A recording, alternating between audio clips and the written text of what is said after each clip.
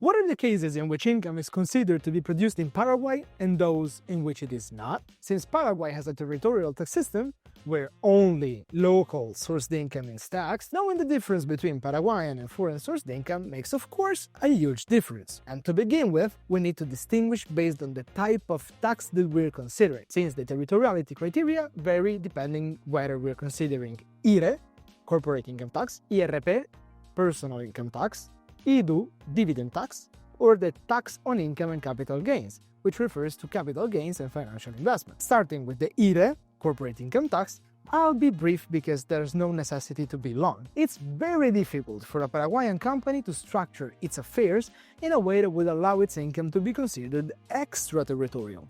Law 6380 of 2019 is very clear. The only case in which IRE is not paid is when an operation is entirely carried out abroad and has also been taxed abroad. If the taxes weren't paid abroad, then any transaction carried out by a taxpayer subject to IRE will automatically be taxed in Paraguay. This is one of the key reasons why it makes no sense to establish a company in Paraguay with the aim of invoicing clients located outside the country, especially considering that the local banking system is fully inadequate for a company that needs to send and receive international payments. Much more interesting and important for the majority of foreigners living here is the IRP, personal income tax. This tax applies both to people employed in Paraguay and those who are self-employed and provide services to others. So it basically covers 99.99% of digital nomads, expats, online entrepreneurs, international investors, and so on, who decide to come here to establish their tax residency in Paraguay. Article 48 of Law 6380 is titled exactly Source, Fuente, and it defines the cases in which personal income is considered to be produced in Paraguay. The law states that tax is applied in all cases where income derives from activities carried out in the territory of the Republic, from assets located or from rights economically used in Paraguay. And what does that mean? Well, it means we're subject to tax in three cases. First, if the work is physically performed in Paraguay, even if the client is abroad. Second, if we had to use physical tools or assets that are located in Paraguay to generate our income. And third, if we leveraged rights originating in Paraguay to obtain our income. For example, the rental income from a property you own here, or royalties from an intellectual property that's registered in Paraguay. Therefore, income from work is effectively exempt from tax in Paraguay only when our tax residence is here, but the work is carried out outside the national territory. Conversely, if you're physically working from Paraguay, the income is taxable. On this topic, aside from the law, there's also a binding consultation. Let me remind you. The consultas vinculantes are these questions submitted by taxpayers to the tax authority, and when the DNIT believes that the answer is of general interest, they'll publish the answer and it will become legally binding as an interpretation. In this 2012 consulta vinculante, someone asked how their tax positions should be considered since their work as a software engineer was performed half of the time in Paraguay and half of the time abroad.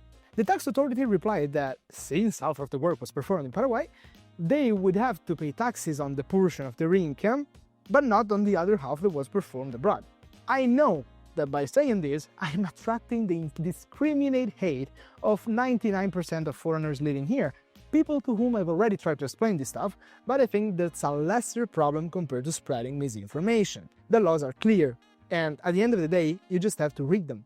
At this point, someone might say, but I have an LLC based outside of Paraguay, and I invoice under the LLC's name, so technically I don't receive income from work, but rather dividends or capital distributions from a non-Paraguayan company. This is a reasoning based on what I've already explained in our video about capital gains in Paraguay, where we saw that dividend taxes are only due when dividends come from a Paraguayan company, and the dividends from foreign companies are always tax excluded. But if the effective place of management of your company is in Paraguay, because you're doing all the work from here, then your company is considered to have a permanent establishment in Paraguay, as defined by Law 125 of 1991, and must pay taxes like any Paraguayan company on all the income generated by work done here. So yes, dividend and capital gains taxes, as explained by Law 6380, only apply when the gains or dividends come from companies based in Paraguay or that have a RUC number. But it's just as important to remember that this applies when we're investing in companies, not when we are their owners and managers working on them from Paraguay and maybe there's no one else in the company. Now, I'm obviously aware that there are hundreds, maybe thousands of foreigners living here permanently with an LLC in the US or in Estonia or Hong Kong and so on, and they don't worry at all about the fact that by living here, they are creating a permanent establishment for their foreign company. This happens because in Paraguay, as always, there is a difference between theory and practice. And if you don't believe me, here is an example.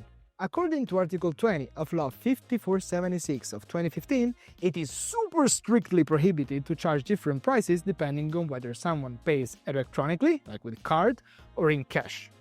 That said, when you go to the National Immigration Office to pay for your temporary residency or permanent residency, you'll see that they charge up to $9 more if you pay in cash instead of by card. If even government entities don't comply with local consumer protection laws, you can imagine how much they enforce the complex intricacies of international tax systems. So, trust me on this because you won't read it anywhere. Paraguay really operates like a territorial tax system based on the remittance of funds. If you don't bring the money into Paraguay, no one cares at all about what you're doing with your LLC. But the moment you want to open a bank account here and you want to deposit here the money you've earned abroad, at that point surely you'll need to prove that that money has already been taxed, either in Paraguay or abroad. As a result, there are people who have lived here for years and managed their lives entirely through non-Paraguayan bank accounts, and they're doing just fine continuing to declare that their LLC income is produced abroad. In theory, though, note this. If the effective place of management of your LLC is in Paraguay, it shall be taxed on all income generated from work performed in Paraguay. That's it. And that's not up to interpretation, since Articles 150 to 155 of Law 120 of 1991 have never been repealed by the 2004 or 2019 tax reforms. Anyway, moving on to VAT, which is the last tax we need to consider for today, the relevant article in the Paraguayan tax code is the 184 of Law 6380. This article is called territorialidad, so territoriality, and it states that VAT must always be applied if a service is performed in Paraguay, a good changes hands in Paraguay, or a good is imported definitively into the country. The only exception is on digital services. So, if you offer a digital service to someone, and that person is not located in Paraguay, you can issue an invoice exempt from VAT. So people could say, hey Ale, I'm a developer, I'm a copywriter, I'm a social media manager, why can't I just issue some VAT exempt invoices directly under my RUC? I avoid the LLC problem, I avoid the permanent establishment issue, I pay just the personal income tax, but I avoid the VAT because it's digital services, isn't it? Well, again, you should refer to the binding consultation, consulta vinculante, submitted in 2023 by the accountant of a guy working online from Paraguay for a German company. The interesting part of this consultation is the definition of a digital service. For a service to be considered digital at a legal perspective, it must be performed 100% automatically without human intervention. This applies, for instance, to someone who owns an app or a software as a service product, but definitely not to someone who works behind a computer producing output through their manual labor and ingenuity.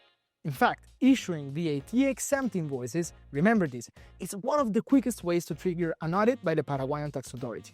We have 3 clients who issue VAT-exempt invoices for digital services, and 2 of them have already been audited by the NIT. So, if I were you, I'd think twice before invoicing with a VAT exception for digital services. So, regardless of everything, the only people who can legally live here and at the same time make money abroad without paying taxes are those who receive most or all their income from dividends, capital gains, and trading, because they're not subject to taxation as long as they're not dealing with financial instruments issued by entities based in Paraguay.